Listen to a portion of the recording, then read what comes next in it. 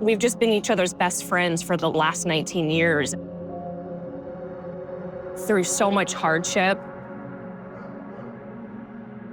I was always like such a really shy, quiet kid because I think I was just trying to protect myself. I was looking for any way that I could not fail. I remember when I met Nicole, we were both getting kicked out and both jobless. Just by like meeting at such a young age and going through so many life experiences together. We've rescued each other.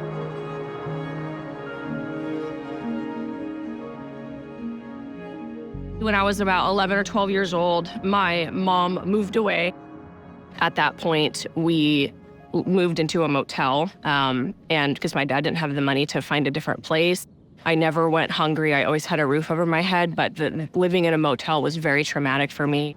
So the lot behind us, there used to be a motel here. They tore it down a handful of years ago now, but it was called the Reading Inn. And I was the 7th, 8th grade, however old I am, but I still get emotional talking about it. But yeah, they tore it down because it was so bad. At the time, I thought that the world hated me, the universe hated me, God hated me. Like, I was very much a victim to my circumstances for a really long time, where I thought that I was just destined to fail in life. I've always connected so deeply with animals since I was really, really young. And actually, that's kind of what attracted me to Nick when we were in high school. We talked on MySpace about our cats. That's how we originally got to know each other. And then one day he asked me out over a text message because we were both so introverted and shy. When you met her, what was your reaction to her? What'd you think of her? She was really quiet. She was always very quiet, and she kept to herself. He took her to prom, not knowing anything about being boyfriend and girlfriend, not a lot. He was my first boyfriend. He was my first kiss. She always came with him. She always had a dog with her. Our first dog, Gretchen, who I have a tattoo of on my arm. She was our first child, and she gave us both a purpose to work together and build this family together. Nick, he was kind of just like my safe place, my best friend. He was really showing me stability, honestly, from day one of our relationship. Right about the time I was 17 or 18, I was working at my dad's shop, Action Auto, and my dad couldn't really afford, he was struggling to pay me. That was rough. I had 3 boys, so the hardest thing was time. I was working 7 days a week, and so I didn't have a lot of time. It was hard for them and hard for us to see them go through that. Probably a few months after I turned 18, my dad was getting kicked out of the apartment that we were living in. At that point, me and Nicole had found an apartment, and I needed to pay for it. So at that time, I had to do something. So I figured Automotive was the way to go because I had worked in my dad's shop up until that point. So actually, this was my first job interview. This is my first job. Came through that door, interviewed with the old owner, Rick, and he hired me for, I think it was $500 a week. We moved a lot over the next few years, just trying to find a place that allowed dogs, because then we ended up bringing home 2 more dogs.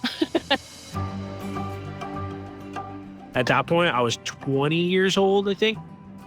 Nick, when he was working at Anderson Automotive, his boss was like, hey, I want to sell this shop to you. He wanted out. He was just done. I had no money at all. I mean, actually, I had negative money. I had negative $600. And I was so against it. I was like, I have plans to move to Southern California. I wanted to have some sort of wildlife sanctuary. And I was kind of just staying quiet about it, hoping that it would just poof and go away. And it was just kind of like a dreaming type thing, but it didn't go away. And I was like, yes.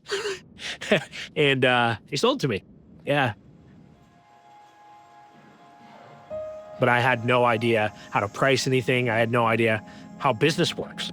At that point, I wasn't really paying attention to any of our finances. I didn't have any plans of being involved at all. And I was very bitter about it for a long time. The first few years of owning Anderson Automotive was really hard. I wake up, look up, get on my online banking, it's negative $600. I have to make money today. I have to do anything to put cash in my bank today, whatever that looks like. In 2015, we got audited by the IRS. And they're like, you owe $60,000. And at that time, the shop was doing not even 20 grand a month, I don't think. Nick and I worked together at Anderson Automotive. He struggled with like alcoholism and stuff. We went our separate ways. It was toxic. I'm literally like constantly here till 2, 3 a.m. My stress was just through the roof. Like I would call Nicole crying in the morning. It was just a really helpless feeling because he was calling me in so much pain and I literally couldn't help him. It was just continuous like that forever. I'm like, I can't do this anymore. 2016, she was coming here after her job. I would do a handful of things for the shop, but I would try as much as possible to just be invisible. Nicole and I thought it would be tax advantageous to get married. We ended up at the clerk's office. We were in our Anderson Automotive outfits because I think we left for a few minutes to get married. I came into the shop full-time in 2018. I would try really hard to not be seen. This isn't my dream. I don't like cars. I don't even know how to work on a car. I still don't. Stepping into completely unknown, industry that's very male-dominated. It was horrific. I was looking for any way that I could not fail. I was failing and I knew it. At that point, I was really thinking about going to a dealership and being a technician. And then I came across a coaching company called ShopFix. Nick had found ShopFix and was like, he went to a conference. And I was still very antisocial. So I was like, there's no way I'm going to a conference. So Aaron Stokes was the founder of ShopFix. And when I heard him talk that first time, it was like 200 people in a hotel. And he was just talking to me like how you're just struggling, but like you wanted, like all the things that I was doing wrong, he spelled out and told me how to fix them within like one speech. I'm like, dude, by the way that you were acting about going to that ShopFix conference, like we have to join ShopFix.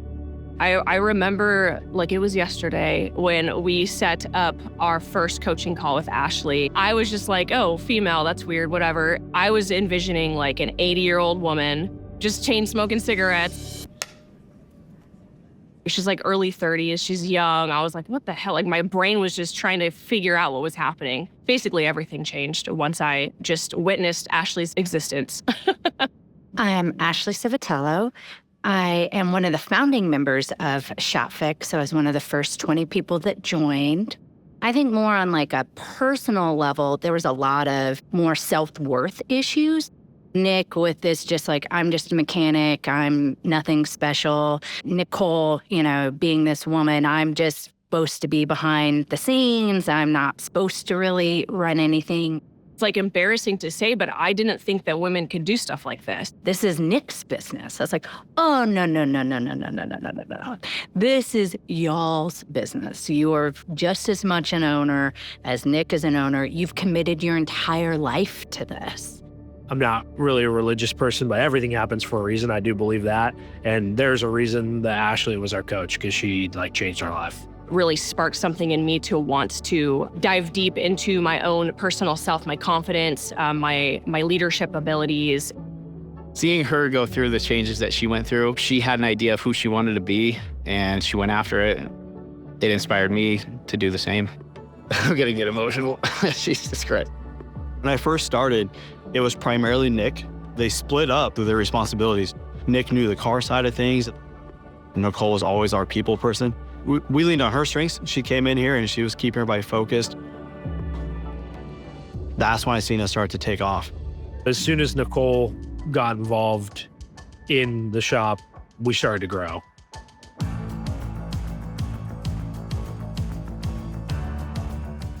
Nicole came up with Thrive Automotive. We really wanted to like spread what we were doing. They opened up the second store and we did that for a year and we were able to open up the third store. They gave us all the tools that were needed to continue to grow. When we bought the shop, it was doing $300K a year. I think last year we did 3.7. I got a random text from Nick asking to go to lunch with him and Nicole. And we sat down, we were talking for about an hour. I honestly started believing that people couldn't change, but Brandon showed me that people can.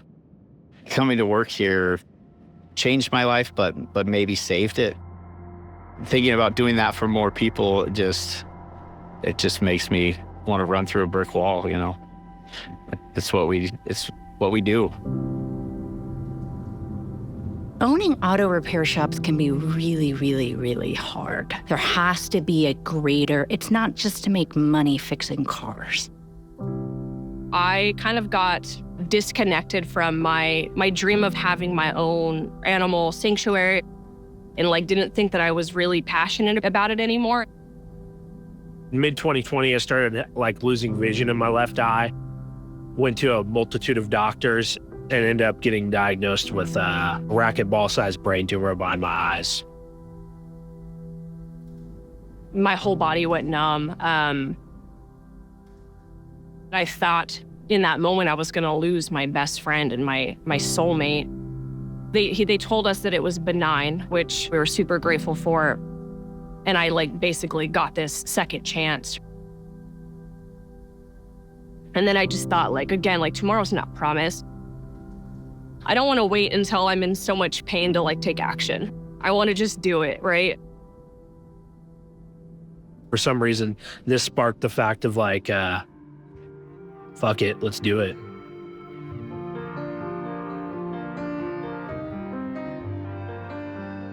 This is Cassie from Cassie's Dream. She was our first shelter dog rescue. She's the best girl ever. One time, my husband came in and Nick had his dog Trevor with him. And so they started talking dogs. And that was right when we were starting our rescue. So Nick said, well, I want to save dogs. So we started All Dogs Thrive. We've built a dog shelter at our house. And it's so clear, like there's so much clarity, like this is where I'm meant to be. I'm meant to work with animals. It's beautiful. It's beautiful that it kind of came full circle. As we grow, we want to have an actual physical facility where people actually come and look at dogs to adopt. And we thought that it would be absolutely perfect to utilize a space right next door to our third location, Thrive Automotive, walk on over next door and then impulse adopt a dog. It's a perfect, win-win situation. We're here to help people and help dogs, and it just makes the work that much more rewarding. I guess I'm one of the rescues. I'm so grateful for what Nick and I have built.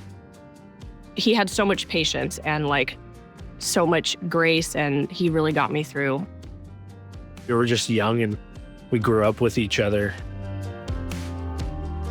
It's been so hard, but so beautiful at the same time.